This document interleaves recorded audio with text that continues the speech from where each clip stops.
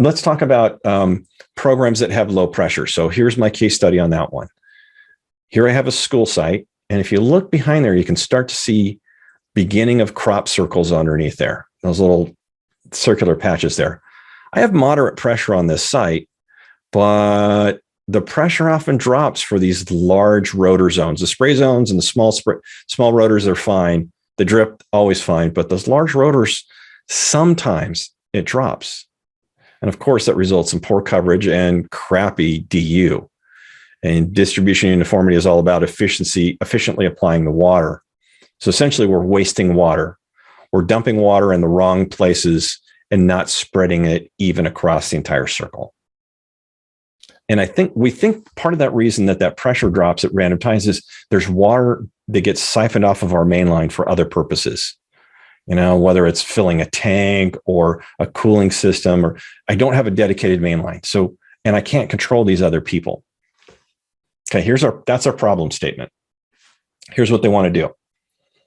We want to stop that inefficient irrigation when that water pressure drops. And then, of course, we want to automatically resume that efficient watering when that pressure is restored. I don't want to short the irrigation. So even though my turf may be, if my turf needs an hour of water, it needs an hour of water. I don't want to take away that time. I just don't want to water that hour or a portion of that time when the water pressure is low. So here's the first thing that we need on this one is I'm going to need a 1/4 inch connection to the main line. What else do you think I need? There's actually only one other thing I think I need on this one. John thinks a booster pump. A booster pump would be great, but actually let's look at my goals. My goals again, a pressure sensor, right? The goals were to just not water when the pressure is low. A booster pump would solve the problem. You're absolutely right. But Dave's comment and the other comment is a pressure sensor, right? So in this case, we're going to use a 5406 pressure bicoder.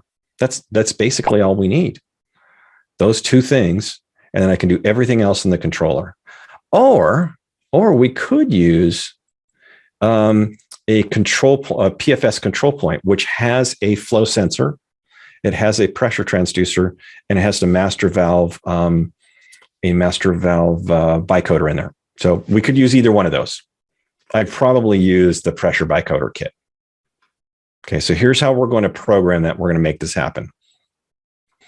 So first thing is I need to make sure all those high pressure rotors are in the same program, or that they're not grouped with other zones, right? So if I'm doing I want to make sure that I'm going to influence a program. How's that?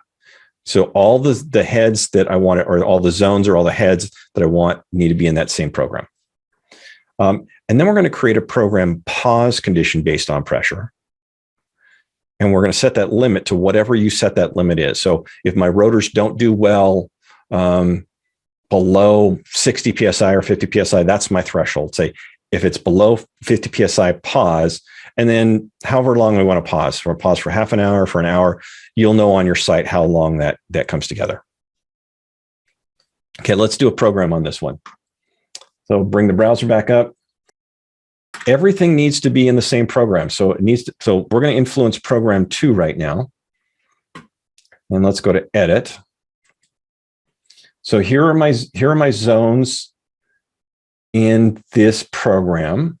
I've got the runtime set up. That's all cool. I've got my run days set up, my schedule.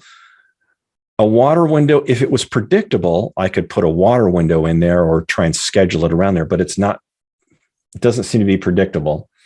But what I'm going to do is add a condition. So let's go to right here. I'm going to add a condition. So time is a start condition. So I want you to think about conditions in which you start a program, stop a program, or pause a program. Time is a condition, but there's lots of other conditions. So I'm going to add a condition. And in this case, I'm going to do a pause condition because I don't want the irrigation to stop. Because if I said stop, as soon as the pressure drops, all that remaining time clears out. So if it was halfway into the first zone, all the other remaining zones get wiped out and they will not run until the start time comes up. Don't want that. So pause condition is definitely what we want based on pressure. Which pressure sensor is it? You got to know. So pick the right one. When the pressure drops below, I said 50 PSI, pause for 1 hour. So what happens now is when the pressure drops below, let's go back and look at that again. When the pressure drops below 50 PSI, program 2 goes into a pause state, and it will change from green to that magenta paused, and it'll pause for 1 hour. A lot like that water source pause. It'll pause for an hour, and after an hour, we'll say, has the pressure come back up above 50 PSI? No, it hasn't. It's going to pause for 1 more hour. It starts that pause time over again. So now it could go into a 2 hour pause. And if that pressure changed half an hour later, an hour and a half after the initial, it's still going to pause for another 30 minutes. At that next hour mark, it checks the pressure. Is it up? Yes. And it resumes the program mid-sprinkle, right? Because it was paused. And only that program was not watering. Now, how could you, would that impact my drip zones? Is my low pressure going to impact the running of my drip programs? As soon as the rotor program goes into pause, it's not in running. So it's kind of sidelined. But during that 1 hour pause or that 2 hour pause, other programs can run that are not influenced by a pressure pause condition. So Dave said, instead of pausing for a given period, can the pause condition go away when the pressure comes back up? Maybe go back in 15 minutes, for instance. Just shorten the pause period.